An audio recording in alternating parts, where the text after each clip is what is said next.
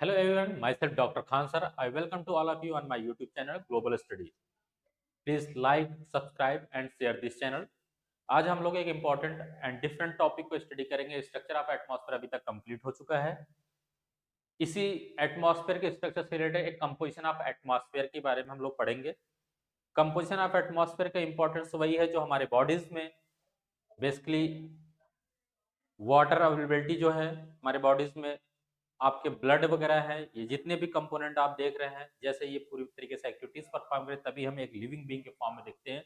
Similar तरीके से हम लोग कंपोजिशन में अलॉट ऑफ गैसेस को देखेंगे, डस्ट पार्टिकल्स देखेंगे, वाटर वेपर, वो कैसे पूरी तरीके से परफॉर्म कर रही है एक्टिविटी, जिसकी वजह से ये एक तरह से नॉर्मल बिहेव कर रहे हैं जो ह्यूमन बीइंग के लिए हेल्दी है। तो आइए हम देखते हैं कंपोजिशन ऑफ एटमॉस्फेयर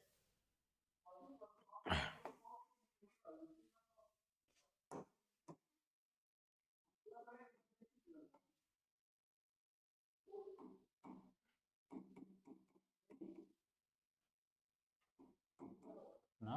एटमॉस्फेयर ये आज का हमारा टॉपिक है, क्लियर, जिसको हिंदी में कहते हैं Y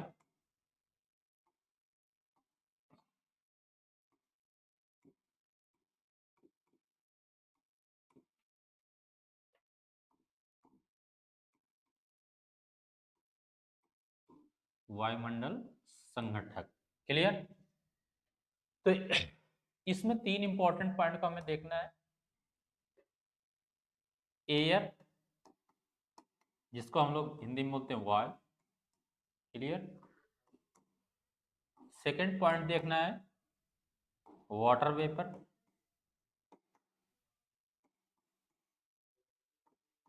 clear. And third point देखना है पार्टिकुलेट्स मैटर,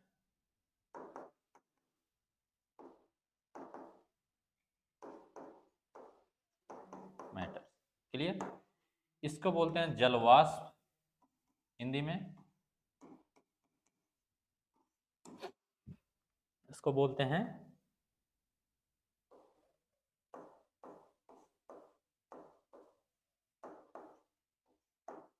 कणाकार पदार्थ,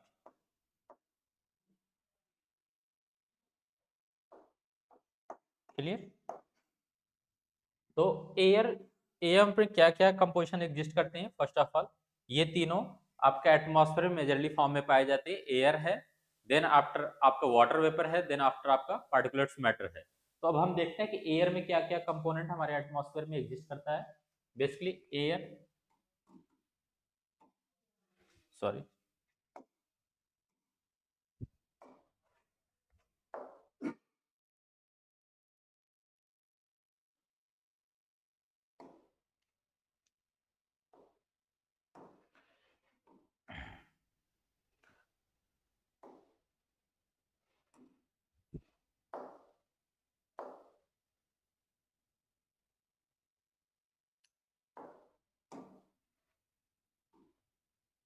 it's not visible. Okay, I think yellow color is the best option for me. Air, why? इसके अंदर हमारे एटमॉस्फेयर में जो कंपोजिशन फॉर्म में हम लोग देख रहे हैं, जो इंपॉर्टेंट गैस है आपका क्या है? नाइट्रोजन, नाइट्रोजन गैस है, oxygen, clear. And third important आपके गैस है carbon dioxide, oxide, then argon. और अनदर इंपॉर्टेंट गैसेस है जस्ट लाइक ओजोन है, क्रिप्टॉन है, जीनॉन है, हीलियम है, मेथान, मेथान, मीथेन, ठीक है। तो ये डिफरेंट इंपॉर्टेंट गैसेस है आपके जो एयर के कंपोजिशन में माना जाता है। इसमें हम लोग देखते हैं कि नाइट्रोजन का जो अप्रॉक्सीमेट परसेंटेज है 78 परसेंटेज है, ऑक्सीजन ऑलमोस्ट ऑलमोस्ट 21 परसेंटेज है, और कार्बन डाइऑक्साइड 0.03 परसेंटेज है, आफ्टर दैट आर्गन है 0.93%। ओके, रिमेनिंग 1% में आपके इंक्लूडेड हो रही हैं। इसमें इसका जो परसेंटेज के फॉर्म है 0.0006। तो ये पूरे तरीके से जितने दिख रहे हैं आपके गैसेस, ये ऑलमोस्ट 1% एग्जिस्ट कर रहे हैं एटमॉस्फेयर में। रिमेनिंग 78 प्लस 21 ये आपका, सॉरी, ये ऑलमोस्ट आपका यहाँ तक जितने भी गैसेस हैं ये 1% में है। रिमेनिंग ये 78 प्लस 21% ये आपके शेयर करते हैं, यानी कंट्रीब्यूशन है इसमें। तो इसमें देखना है कि नाइट्रोजन 78% जो है, इसका इंपॉर्टेंस हमारे लाइफ में डायरेक्टली इनडायरेक्टली बहुत है। लेकिन एक इंपॉर्टेंट पॉइंट हमें यहाँ समझने चाहिए, it help increasing the soil fertility bye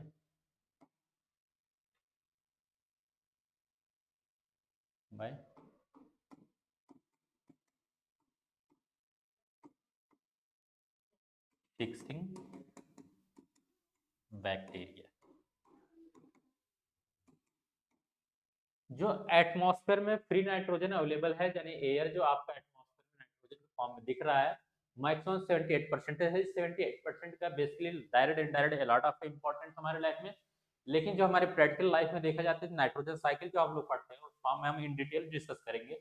लेकिन ये समझना कि ये फ्री नाइट्रोजन जो है, कि नाइट्रोजन फिक्सिंग बैक्टीरिया होती है, लेगुमिनस प्लांट्स होते हैं, तो ये बैक्टीरिया कहीं ना कहीं इस नाइट्रोजन को फ्री, यानी जो फ्री नाइट्रोजन अवेलेबल है एटमॉस्फेयर में, लेकिन सॉइल फर्टिलिटी इंक्रीज करने, यानी आपके मृदा उर्वरकता बढ़ा देती है। मृदा उर्वरकता बढ़ाने की वजह से कहीं नहीं प्रोडक्शन ज्यादा हो जाए, उत्पादन ज्यादा होता है खेती के लिए। तो ये हमारे प्रैक्टिकल लाइफ में ये चीज हम लोग देखते हैं। क्लियर यहाँ तक? देन आफ्टर ये 78% एटमॉस्फेयर में अप्रोक्सीमेट आ गया। देन आफ्टर हम लोग देखते हैं ऑक्सीजन। ऑक्सीजन देखते हैं। ऑक्सीजन में बेसिकली क्या है, ये 21 अबाउट 21% है।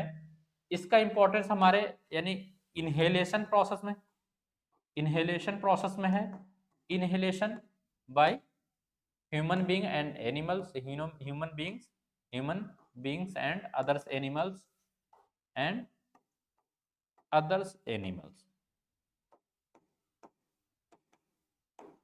क्योंकि ह्यूमन बीइंग भी एक एनिमल्स है, वो हम बाद में जाएंगे साइंटिफिक क्लासिफिकेशन में बायोलॉजी में। ओवरऑल हम लोग ऑक्सीजन यानी जो देख रहे हैं, इनहेलेशन किए जाते हैं, सांस लेते हैं, जो हम लोग श्वसन जो प्रक्रिया परफॉर्म करते हैं वो ऑक्सीजन ही हम लोग लेते हैं। ठीक है। आफ्टर दैट ऑक्सीजन का, without oxygen fire process can't exist, can not exist. Clear? यानी ऑक्सीजन अगर नहीं होगा तो फायर जो हम लोग आग देखते हैं ये पॉसिबल नहीं, आग की प्रक्रिया जो आग लगती है वो नहीं होगी। फॉर एग्जाम्पल इसको हम प्रैक्टिकल लाइफ में देखेंगे, हमारे किचन में क्या नाम है, जो गैस सिलेंडर रहता है, जो ऑक्सीजन यानी कभी कभी ऐसा देखा जाता है कि यहाँ पे जो गैस सिलेंडर ऑलरेडी रहते हैं किचन में, आग लग जाते हैं। हम लोग अलॉट ऑफ रील्स में देखते हैं, सडनली क्या करते हैं कि उस पर ट्रेनिंग जो दी जाती है कि किसी आप कपड़े या किसी आपके कोई ऐसे भी जो चीजें क्लॉथ हो या कोई कट्टा वगैरह हो, यानी बोरिया वगैरह हो, या कोई भी ऐसे भी चादर वगैरह हो जिसको हम ला के सडनली या तुरंत उसको रैप कर देते हैं, चारों तरफ उसको बंद करने की कोशिश करते हैं सिलेंडर के। एज द रिजल्ट क्या होता है कि आपका ऑक्सीजन सप्लाई एटमॉस्फेयर से डिस्कनेक्ट हो जाते हैं, कंटिन्यूटी नहीं रहता है। तो कुछ देर बाद देखते हैं कि जो आपका सिलेंडर में आग लगी थी वो ऑटोमेटिक बुझ जाए। क्लियर? नहीं तो नॉर्मली हम लोग क्या करते हैं गाँव में या कहीं, कि उस पर पानी फेंकते हैं, और क्या नाम है अलॉट ऑफ और भी जो हमारे आसपास चीजें रहती है, तुरंत सोचते हैं उसको फेंको, कहीं ना कहीं आग बुझ जाएगी या बंद हो जाएगी। जबकि ये साइंटिफिकली रॉन्ग प्रोसेस होता है। इसलिए ट्रेनिंग में दिया जाता है किसी चीज को लाके रैप कर दो। तो रैप करने की वजह से, यानी लपेटने की वजह से क्या नाम है, ऑक्सीजन कनेक्टिविटी एटमॉस्फेयर के उससे डिस्कनेक्ट होता है। एज द रिजल्ट ये फायर जो प्रोसेस चल रहा है, जो आग लगे वो बंद हो जाते हैं। क्लियर? तो ऑक्सीजन का इंपॉर्टेंस हमारी लाइफ में ये हो गया, इनहेलेशन प्रोसेस में हो गया और फायर कंडीशन में। क्लियर?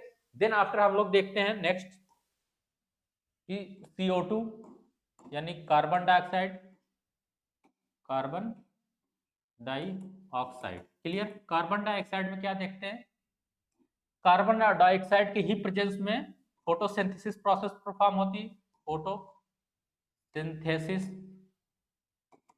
क्लियर। देन आफ्टर क्या होता है CO2 का, अब यहां पे समझना है, it behaves like greenhouse gas. Clear. CO2 basically plant वगैरह जब एज ए अपने क्या नाम है कंपोनेंट के फॉर्म लेते हैं फोटोसिंथेसिस प्रोसेस परफॉर्म करने के लिए, देन आफ्टर ऑक्सीजन हमें मिलते हैं। देन आफ्टर इसका हम अनदर इंपॉर्टेंट क्या एस्पेक्ट देखते हैं कि CO2 एटमॉस्फेयर में जो एग्जिस्ट कर रहा है कहीं ना कहीं एक ग्रीन हाउस गैस की तरह इंपैक्ट करता है। जब हम लोग ग्लोबल वार्मिंग पढ़ेंगे या क्लाइमेट जब चेंज पढ़ेंगे इकोलॉजी एनवायरनमेंट में, तभी इन डिटेल में इस प्रोसेस को पूरा समझाऊंगा। लेकिन नॉर्मली इस बात को इतना समझना कि ये बिहेव कैसे कर रहा है कि एक ऑलरेडी मान लीजिए ये एक ऑक्सीजन सॉरी कार्बन डाइऑक्साइड के एटम्स हैं, ये मॉलिक्यूल्स हैं, ये सन है, ठीक है, ये सन है, ठीक है, यहां से रेज आ रही हैं, ये रेज आ रही हैं, ठीक है, ये आपका एटमो यानी अर्थ है। क्लियर। ये आपका अर्थ है, ये जब रेज आ रही हैं, ये रेज हैं, इसके बाद ये आने के बाद स्ट्राइक करने के बाद बैक रेडिएट होंगी। क्लियरली। जो बैक रेडिएट होती है इस प्रोसेस में, यानी क्या है, ये आउटगोइंग रेडिएशन है, आउटगोइंग रेडिएशन है, ठीक। तो कैसे ये बिहेव ग्रीन हाउस गैस कर रही है कि ये CO2 यानी आपका एटम में है, यानी गैस है, इस गैस पे जो रेज आ रही है इसको इनकमिंग रेज बोलते हैं। ये इनकमिंग रेज इसके लिए ट्रांसपेरेंट पर वर्क परफॉर्म कर रही है, यानी अलाउड कर रही है इजिली आने के लिए। क्लियर यहां तक। अब जब ये रेज अलाउज कर देती है आने के लिए इसको, यानी पेंट्रेट करके, अब अर्थ सरफेस पे जब रिसीव होता है तो ये फिर बैक रेडिएट होती। जब बैक रेडिएट होते हैं तो यानी कार्बन डाइऑक्साइड एटमॉस्फेयर में प्रेजेंट है, तो जब बैक रेडिएट होता है तो इस प्रोसेस में क्या करते हैं, ये पूरी तरीके से आउटगोइंग एक्टिविटीज जब परफॉर्म होते हैं तो ओपेक के फॉर्म यानी बिहेव करने लगती है, जस्ट लाइक ओपेक, यानी कि नॉन ट्रांसपेरेंट हो जाता है, नॉन ट्रांसपेरेंट, किसी चीज को अलाउ नहीं करते हैं कि जा सके। यहां क्या कर रही है, ट्रांसपेरेंट बिहेव कर रही है। क्लियर। ट्रांसपेरेंट वे में बिहेव कर रहे हैं जिसकी वजह से ये इजिली आ रही है और जाते वक्त इसको पास नहीं होने देते। एज अ रिजल्ट पूरे लेयर में नीचे जहां एटमॉस्फेयर में जहां मतलब ट्रोपोस्फेयर में क्या होता है, CO2 की कंसंट्रेशन मैक्सिमम होता है और यहाँ पे जो रेग बैक रेडिएट हो रहे हैं वो इजिली पास नहीं हो पाती, आ तो जाती है, जा नहीं पाती, और ये फिर दोबारा बैक रेडिएट हो जाती है, जिसकी वजह से हमारे ट्रोपोस्फेयर में लॉन्ग टाइम तक ही इनकमिंग रेज का जो आउटगोइंग रेडिएशन है वो सस्टेन करता है, लंबे समय तक रह जाता है, जिसकी वजह से टेम्परेचर इंक्रीज कर जाता है। यही टेम्परेचर इंक्रीज जो कर रहा है, इसी तो हम लोग क्या नाम क्लाइमेट चेंज या ग्लोबल वार्मिंग में हम लोग स्टडी करते हैं। तो क्लियर, ग्रीन हाउस गैस की तरह कैसे ये परफॉर्म कर रही है CO2। क्लियर यहां तक। अब इसके बाद अनदर इंपॉर्टेंट गैस है ओजोन, ठीक। एंड ओजोन क्या है कि ये 0.00006% पाया जाता है, यहां तक मैंने बताया था। ओजोन क्या है, ये फिल्ट्रेशन एक्टिविटी परफॉर्म कर रही है, फिल्ट्रेशन एक्टिविटीज परफॉर्म कर रही है, activity in stratosphere and protect us from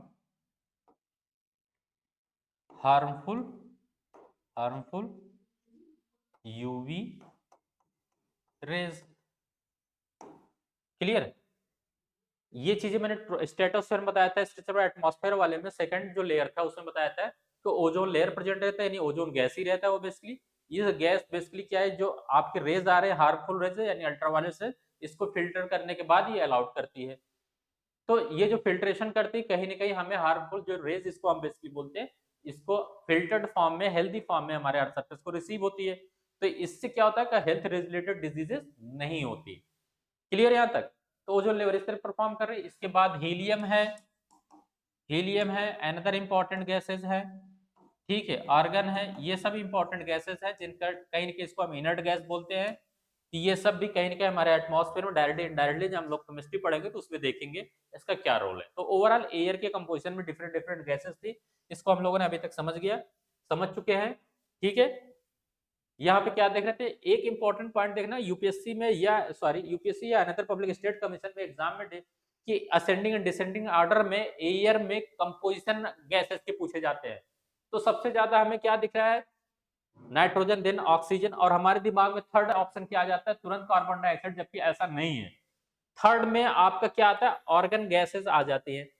clear. Fourth पे आपका कार्बन डाइऑक्साइड है। क्लियर यहाँ तक, ये चारों इंपॉर्टेंट गैस को आपको याद रखना है।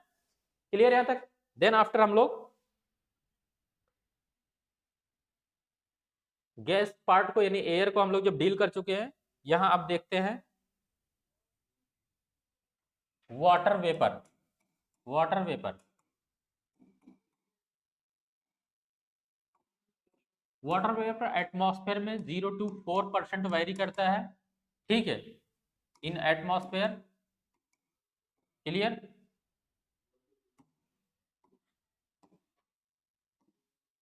It decreases with increasing latitude, increasing latitude. ये इंपॉर्टेंट पॉइंट अभी आप समझना। Then after it decreases, it decreases with increasing height, increasing height. Clear यहां तक। देन इंपॉर्टेंट पॉइंट इसमें क्या है, it also behave like greenhouse gas. ठीक है, इस पर पॉइंट को समझना है। क्या है कि ये आपका इक्वेटर हो गया। क्लियर, यानी इसको जीरो बोलते हैं। फिर इसके बाद ऑनवर्ड्स ऐसे आपका डिस्ट्रीब्यूशन है होगा। ठीक है, ये आपका ये साउथ पोल हो गया आपका, ये नॉर्थ पोल हो गया। क्लियर। तो जीरो के बाद ये 10 20 30 ऐसे ऑन बढ़ते ये 90 तक हम लोग पहुंच जाते हैं, ये 61।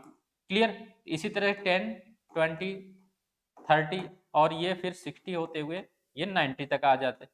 90 डिग्री, ये साउथ साउथ साउथ साउथ हो गया है। ठीक है, ये नॉर्थ हो गया, ये नॉर्थ हो गया। तो ये जो पॉइंट मैंने आपको बताया, it decreases with increasing latitude, यानी 0 to 10 10 to 20 20 30 60 90। तो 0 से 90 जाने इंक्रीज कर रहा है, तो ये लैटिट्यूड कहलाता है। आपको जो सीधे रेखाएं दिख रही हैं ग्लोब पे, इसको लैटिट्यूड, इसको अक्षांश भी बोलते हैं हिंदी में। तो ये अक्षांश जीरो, यानी इसको हम लोग निम्न अक्षांश रेखा बोलते हैं, ये उच्च अक्षांश रेखा। तो निम्न से उच्च की तरफ हम लोग जब जा रहे हैं, तो क्या होता है कि वाटर वेपर का जो परसेंटेज है, वो अगर कहीं 4% है तो ये 3 होगा, फिर 2 होगा, कहीं 1 होगा। तो इसी प्लेस पे 4 हो सकता है, 3 2 1 भी हो सकता है। समझ में आया। It decreases with increasing latitude, latitude increase यानी अक्षांश इंक्रीज कर रहा है 0 से 10 20 30 60 90।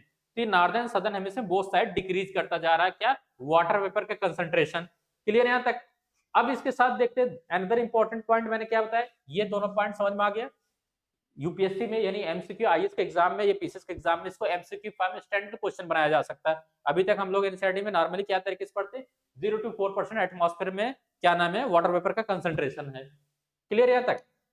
तो ये पॉइंट आपको समझ में आ गया, ये ऑलरेडी एग्जिस्ट कर रहा है, समझ में आ रहा है। फिर यही चीज यहाँ पे है, it decreases with increasing height.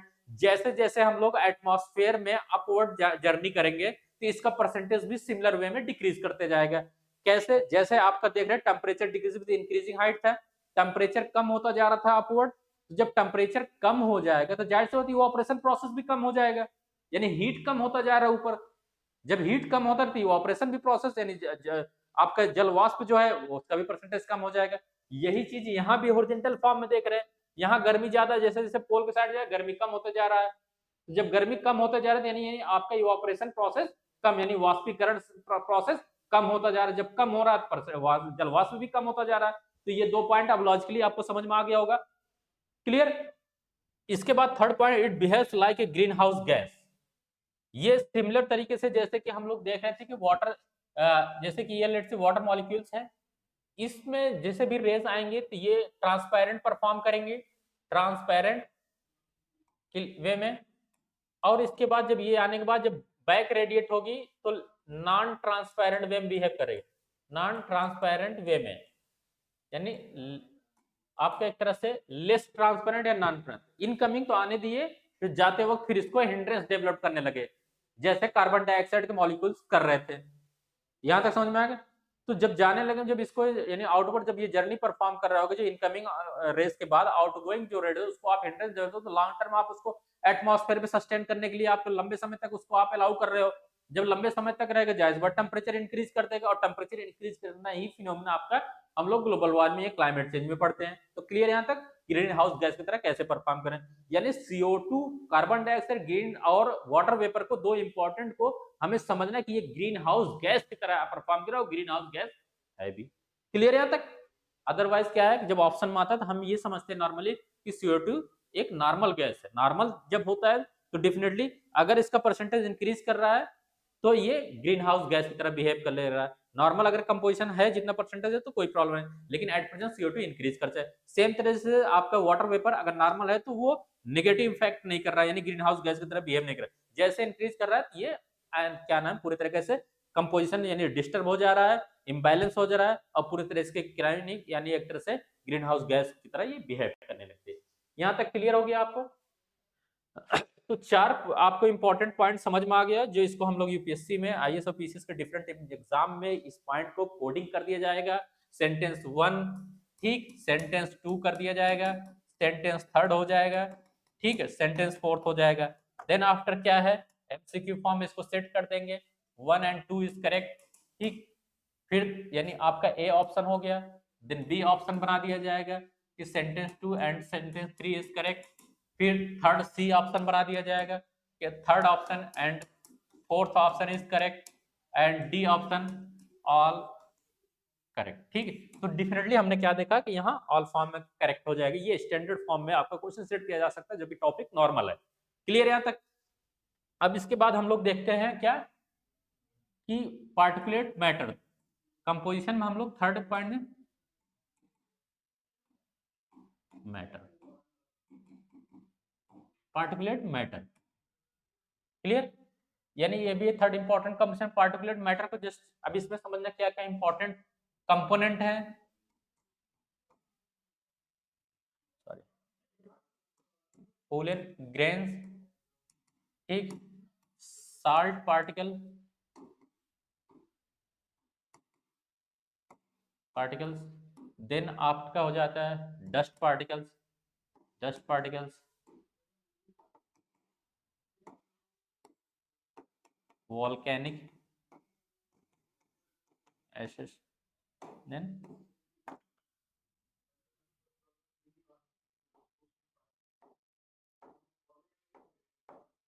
Suits rock, ठीक है। ये चार इंपॉर्टेंट और भी होते हैं, तो ये कब पूरा कंप्लीटली मिला के पार्टिकुलेट मैटर के फॉर्म में हम लोग स्टडी करते हैं। अब देखना ये पार्टिकुलेट मैटर बेसिकली क्या है कि ये भी एटमॉस्फेयर में या हॉरिजॉन्टल फॉर्म में देखेंगे तो वेरिएशन पाया जाता है। इसके कंसंट्रेशन में ऐसा है कि किसी प्लेस में मैक्सिमम हो सकता है, किसी मिनिमम हो सकता है। क्लियर? तो क्या है कि जब हम इक्वेटोरियल रीजन में देखते हैं यानी भूमध्य क्षेत्र में देखते हैं तो यहाँ पे पार्टिकुलेट मैटर कम पाए जाते हैं, और पोलर एरियाज में भी यानी ध्रुवीय क्षेत्र में भी पार्टिकुलेट मैटर कम पाए जाते हैं। पार्टिकुलेट मैटर बेसिकली क्या होता है, हिंदी में इस बात को भी समझना कि पदार्थ कण, ठीक है, क्लियर। तो ये पदार्थ कण बेसिकली है भूमध्य रेखीय क्षेत्र में कम होते हैं और ध्रुवीय क्षेत्र रेखा में भी कम होते हैं। भूमध्य रेखीय क्षेत्र में कम क्यों होते हैं? क्योंकि यहाँ जो परसेंटेज फॉर्म में अगर नेचुरली अगर है भी अवेलेबल एग्जिस्ट कर रहा है तो जो ट्रीज है यानी जो पेड़ है वो नेचुरली इसको एब्जॉर्ब कर लेते हैं। ये चीज अगर आप प्रैक्टिकली देखना चाहते हैं, जब हम लोग क्या नाम है रोड साइड जब मूव करते हैं मेट्रोपॉलिटन सिटीज में या नॉर्मल सिटीज में आज, तो देखते हैं कि डस्ट पार्टिकल उसके लीफ पे पत्तियों पे जमी रहती है, यानी डस्ट पार्टिकल्स अवेलेबल है अगर इक्वेटर रीजन में, तो ये नेचुरल तरीके से पूरी तरीके से ट्रीज या फॉरेस्ट वगैरह है वो एब्जॉर्ब की रहते हैं, ठीक है। इसी वजह से यहाँ पे कम पाए जाते हैं भूमध्य क्षेत्र इक्वेटर रीजन में। यहाँ तक समझ में आ गया? और पोलर एरियाज में कम क्यों हो जाते हैं? क्योंकि पोलर एरियाज में कोल्ड एग्जिस्ट करता है, तो नेचुरली डस्ट पार्टिकल्स वो सेटल्ड हो जाती है। टेम्परेचर लो होता है तो हैवी नेचर का होता है, कोई भी डस्ट पार्टिकल्स होगी वो सेटल्ड होगी तो एटमॉस्फेयर में कम दिखेंगे। समझ में आ गया? सेकंड इंपॉर्टेंट पॉइंट होता है कि यहाँ क्या नाम है ह्यूमन सेटलमेंट कम पाया जाता है, तो एंथ्रोपोजेनिक यानी मानव जनित क्रियाएं कम होती हैं, जिसकी वजह से क्या नाम पार्टिकुलेट मैटर कम पैदा होते हैं। तो दो रीजन हो गया, यानी ध्रुवीय क्षेत्र में कम पाए जाने का, और एक नेचुरली आपने क्या नाम भूमध्य रेखीय क्षेत्र में इक्वेटरी रीजन में कम होने का रीजन समझ गया। इसके बाद ट्रॉपिकल एंड सब ट्रॉपिकल एंड इक्वेटोरियल रीजन, यानी आपका उष्णकटिबंधीय, उपोष्णकटिबंधीय एंड शीतोष्णकटिबंधीय वाला जो क्षेत्र देखते हैं मैप में हम, तो वहां पे ये पार्टिकुलेट मैटर ज्यादा पाए जाते हैं। क्यों ज्यादा पाए जाते हैं? कहीं न कहीं यहाँ पे क्या नाम है, ह्यूमन एक्टिविटीज ज्यादा पाई जाती हैं और इसका कंसंट्रेशन यहाँ पे मैक्सिमम इसलिए होता है। क्लियर? जब जहां इंसान है तो वहां कंस्ट्रक्शन एक्टिविटीज करेंगे, जब कंस्ट्रक्शन यानी जब हम लोग निर्माण प्रक्रिया में रहेंगे, रोड बनाएंगे, बिल्डिंग बनाएंगे, अलॉट ऑफ चीजें, तो उससे डस्ट पार्टिकल्स आते रहेंगे। ठीक है, तो यही तो डस्ट पार्टिकल्स हम लोग ऑब्जर्व करते हैं। तो क्लियर समझ में आएगा कि इक्वेटर में कम है और पोल में कम है, ट्रॉपिकल और सब ट्रॉपिकल और टेम्परेट में ज्यादा पाया जाता है पार्टिकुलर मैटर। अब पार्टिकुलर मैटर का इंपॉर्टेंस हम क्या देखते हैं अपने लाइफ में कि स्कैटरिंग प्रोसेस होती है, इसकी वजह से स्कैटरिंग प्रोसेस होती है। ठीक, स्कैटरिंग प्रोसेस मींस कि ब्लू कलर जो अपीयरेंस होता है, ब्लू कलर जो स्काई देखते हैं, plus orange, orange and red appearance of sky during sunrise and sunset. ये बेसिकली क्यों हो रहा है? क्योंकि ये डस्ट पार्टिकल पार्टिकुलेट मैटर के वजह से ही हमारे स्काई ब्लू दिखती है, यानी अब बादल जो आकाश दिख रहे हैं, पूरी तरह का आकाश वो ब्लू दिखते हैं। और मॉर्निंग और इवनिंग में, यानी सुबह और शाम जब हम लोग देखते हैं कि सूर्यास्त और सूर्योदय के समय कभी कभी रेड ऑरेंज फिनोमेना देखते हैं बादलों के बीच में या आसमान पे, वो अगर ये डस्ट पार्टिकल्स ना हो तो ये चीजें नहीं हो सकती। यानी हमारी पूरी तरीके से आसमान जो स्काई दिखते हैं वो डिफरेंट डिफरेंट एक चार्मिंग यानी एक अट्रैक्टिव कलर में दिखता है। उसका क्या रीजन है? ये डस्ट पार्टिकल से जो रेज आ रहे हैं स्कैटर्ड हो जाती है, तो वो डिफरेंट डिफरेंट तरीके से हमें स्कैटरिंग प्रोसेस भी जो है वो बहुत डिफरेंट तरीके से होता है। जब इंसुलेशन में हम लोग एल्बिडो वगैरह पढ़ाने जाएंगे तो वहाँ डिस्कस करेंगे कि क्या नाम आपके जितने भी डस्ट पार्टिकल्स हैं इनका क्या नाम डायमीटर और रेस के डायमीटर के डिफरेंसेस होने की वजह से कभी स्कैटरिंग होगी, कभी डिफ्यूजन प्रोसेस होगा, वो हम लोग फर्दर नेक्स्ट लेवल का हायर लेवल के क्लास में देखेंगे। तो ओवरऑल स्कैटरिंग प्रोसेस की वजह से यानी बिखराव जो है हम प्रकीर्णन प्रोसेस, इसको हम क्या हिंदी में प्रकीर्णन, ठीक, इस वजह से आपका ये ब्लू और रेड और ऑरेंज कलर स्काई में हम लोग देखते हैं। ये क्यों हो रहा है? क्योंकि ये आपका पार्टिकुलेट मैटर की वजह से हो रहा है। क्लियर? अब इसके बाद हम लोग क्या देखते हैं, ये पार्टिकुलर मैटर हमारे लिए कैसा और अनदर वे में इंपॉर्टेंट कर रही है कि it act like hygroscopic nucleus, जल ग्राही नाभिक। क्लियर? यानी जो डस्ट पार्टिकल या पार्टिकुलेट मैटर है वो सरफेस यानी सतह प्रोवाइड करती है। जो जलवाष्प हम लोग अभी तक पढ़े थे वो जलवाष्प ही यानी इनके सतह के कण पे एकत्रित होके यानी कंडेंसेशन यानी संगठन प्रोसेस से कहीं न कहीं आपके वाटर ड्रॉप बनते हैं, यानी आपके जल के यानी एक तरह से जो आपका वाटर वेपर है वो आपका रेनफॉल जो प्रोसेस होता है उससे पहले वाटर ड्रॉप बनता है। जब ये वाटर ड्रॉप बनता है देन आफ्टर ये क्या नाम है क्लाउड फॉर्मेशन होता है, बादल बनता है, देन आफ्टर रेनफॉल होता है। तो ये पूरे प्रोसेस जो हो रहा है उसमें डस्ट पार्टिकल्स का बहुत इंपॉर्टेंट रोल है। ये एक बेस प्रोवाइड कर रहा है। क्लियर? यहां तक समझ में आ गया होगा आप लोगों को। तो ओवरऑल कंपोजिशन ऑफ एटमॉस्फेयर के हमने अभी तक किस तरीके से देखा, जैसे ह्यूमन बॉडी में हम लोग देख रहे थे कि ब्लड का अपना रोल है, इंपॉर्टेंस है, वाटर अवेलेबल हमारे यहाँ है तो उसका भी रोल है। अगर ये वाटर कम हो जाए तो डिहाइड्रेशन प्रोसेस हो जाएगा, वाटर कम हो जाए तो वो भी हमारे लिए लाइफ के लिए खतरा हो जाएगा। सिमिलर तरह के इस एटमॉस्फेयर में डिफरेंट कंपोजिशन का होना मस्ट है, अदरवाइज एटमॉस्फेयर का कोई इंपॉर्टेंस नहीं है, हमारे यहाँ लाइफ को सपोर्ट ही नहीं कर पाएगा और हम जबकि क्या ना अनदर प्लेनेट की तरह बिहेव करने लगेगा अर्थ सरफेस, तो यहाँ लाइफ ही इम्पॉसिबल हो जाएगा। क्लियर है? जैसे कि आपका जुपिटर है, अलॉट ऑफ जितने भी प्लेनेट है वहां यही कंपोजिशन की तो कमी है जो लाइफ पॉसिबल नहीं हो पा रही। ये हम लोग फॉर्चुनेट है कि हमारे अर्थ सरफेस में स्ट्रक्चर ऑफ एटमॉस्फेयर में ये चीजें अवेलेबल है जिसकी वजह से लाइफ पॉसिबल है, जिसकी वजह से मैं आपके सामने खड़े होकर आपसे डिस्कशन कर रहा हूँ। ये थैंक यू। डेफिनेटली ये structure of atmosphere and composition of atmosphere की क्लासेस लगभग कंप्लीट हो गई। UPSC and UPPCS as well as NDS, CDS and other public service के कमीशन एग्जाम में यहाँ तक अभी से ये क्वेश्चन पूछे जाते हैं। और ये जो ब्रांच में डील कर रहा है क्लाइमेटोलॉजी ब्रांच है, one of the most important topic है यूपीएससी या अदर पब्लिक एग्जामिनेशन के लिए। और आपको इसको सॉल्व कीजिएगा। अगर कोई टेक्निकल प्रॉब्लम यानी आपको सॉल्व करने में कोई अगर दिक्कत रह जाती है तो मैं डेफिनेटली पीवाईक्यू प्रोसेस लेके चलूंगा नेक्स्ट लेवल पे, तो वहां इस चीजों को हम लोग फिर फर्दर क्लियर करेंगे आपके डाउट को। Thank you. Please like, subscribe and share this channel.